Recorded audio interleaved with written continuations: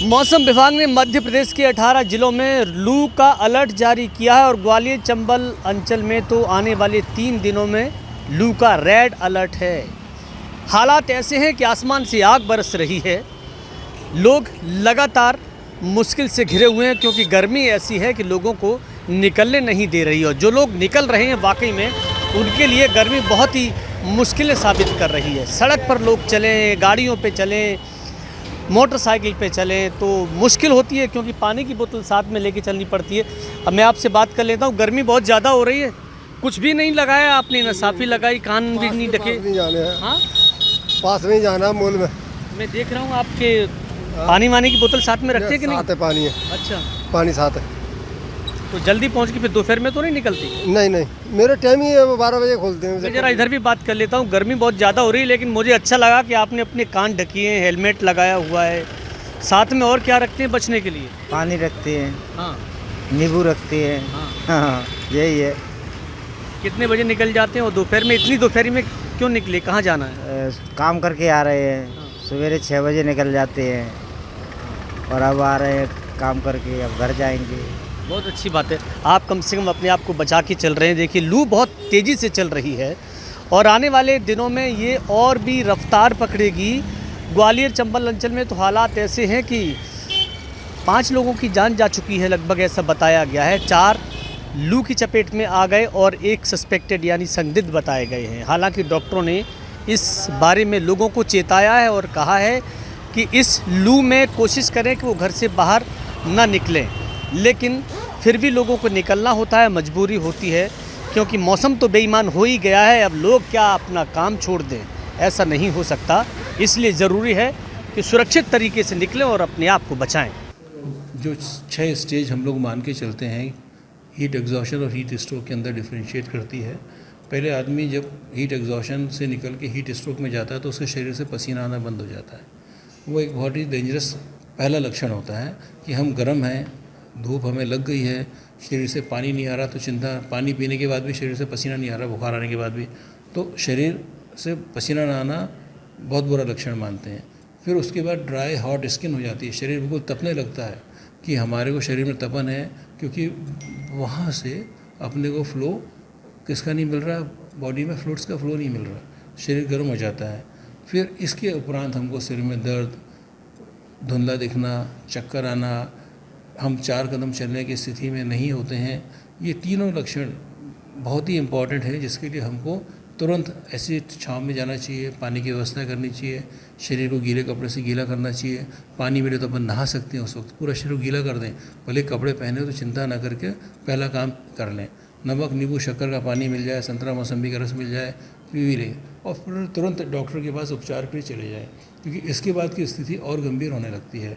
साथ में आदमी को सड़क पर गिर जाता है, अब वो गिर गया और इलाज नहीं मिला तो फिर जान को पूरा खतरा हो जाता है।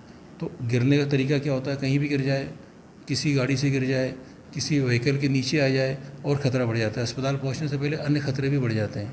साथ में उसको फिर उल्टियाँ होती हैं, उल्टी का मन होता है, दस्त होने लगते हैं, पेशाब आती नहीं है। जब पेशाब नहीं आती है, उल्टी है, दस्त है, तो पानी का लॉस बहुत गंभीरता से होने लगता है और पेशेंट की नाड़ी तेज़ चलती है, घबराहट होने लगती है और पेशाब ना आए तो स्टेज आखिरी जैसी बन जाती है। अभी वर्तमान का उदाहरण देता हूँ। एक सज्जन मेरे पास आए, 53 साल की उम्र के सज्जन थे।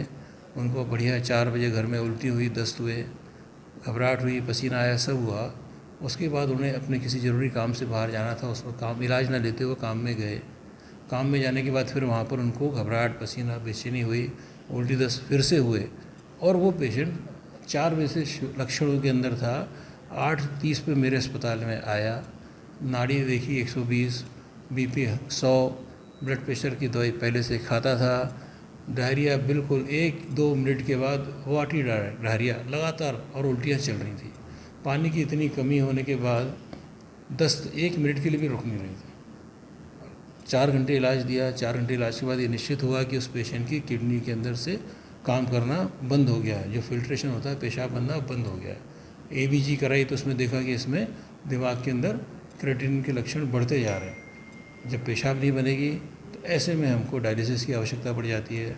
यह बीमारी कहती है एक्यूट रीनल फेलियर या ATN, एक्यूट ट्यूबुलर नेक्रोसिस, जिसमें हमको तत्कालिक अस्पताल में जाके डायलिसिस की व्यवस्था करनी पड़ती है। एक स्टेज आगे और होती है, कन्फ्यूज़न हो जाता है, सांस खराब चलने लगती है तो वेंटिलेटर लगता है। परसों रात को हमारे पास इलाज करने के बाद कल सुबह मैंने उन्हें अपोलो शिफ्ट किया। परसों अपोलो में उनकी डायलिसिस हो गई वेंटिलेटर से। आज वो आउट आ गए हैं।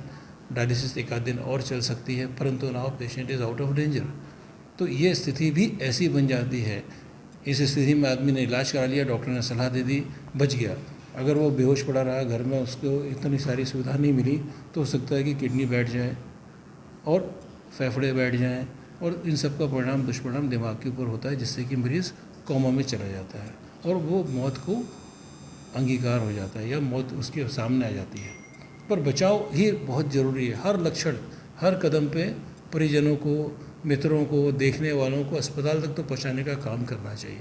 अनकॉन्शियस पेशेंट सड़क पे मिला गर्मी के समय में, तुरंत गीले कपड़े की पट्टी रख दें, गीले कपड़े से बोतल पानी की तो उसे नहला दें उसे, और तुरंत अस्पताल की तरफ ले जाएं, तो हम उसका जीवन बचा सकते हैं। मैं चाह रहा हूँ कि गर्मी में लू चल रही है, तापमान लगातार बढ़ रहा है, ऐसे में कुछ लोगों की डेथ भी हुई ग्वालियर चंबल अंचल में, कुछ बच्चे भी प्रभावित हुए, बुजुर्ग भी हुए। तो मैं ये जानना चाह रहा हूँ कि लोगों की मौत हो रही है तो क्या ऐसे लक्षण है जिससे ये पता चलता है कि लू लग गई है, गर्मी लग गई है, किस चीज़ से बचाव करें, वो कैसे मरने से बचें? सबसे पहले तो बात यह है जो अपने को बड़े बूढ़े समझा के गए हैं कि हमें हीट के अंदर किस तरह की प्रिकॉशन करनी है। घर में से जब निकलें तो हम सिर पे गमछा बांध के निकलें, पर्याप्त मात्रा में पानी पी के निकलें, धूप में अननेसेसरीली काम के लिए ना जाएं, और जहाँ पहुँचे वहाँ जाके फिर विश्राम कर लें।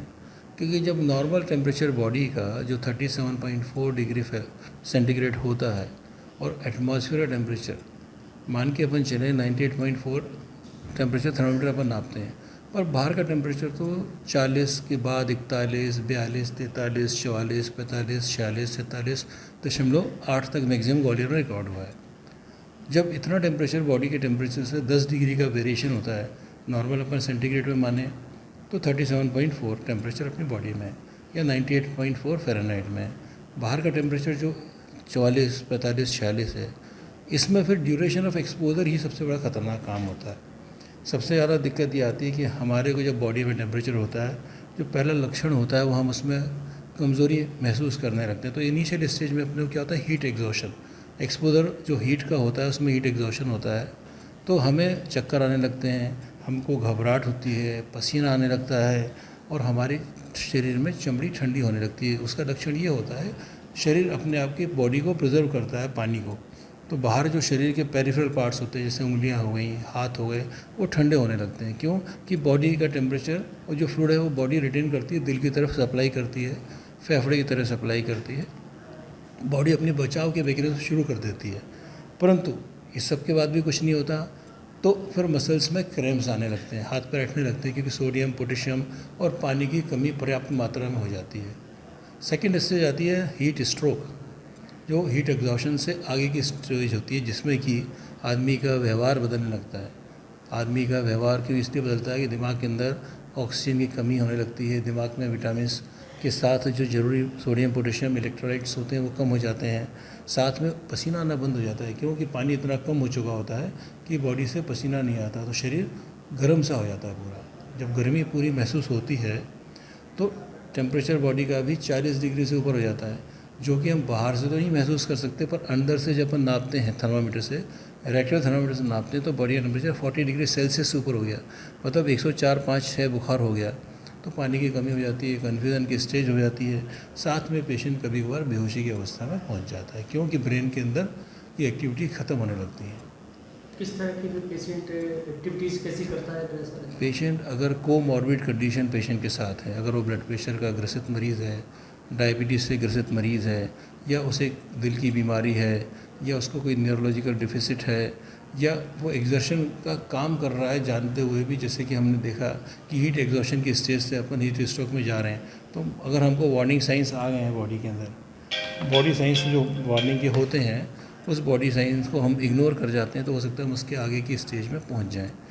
जहाँ पर कन्फ्यूज़न होता है वहाँ पर जान को खतरा भी बहुत ज़्यादा हो जाता है।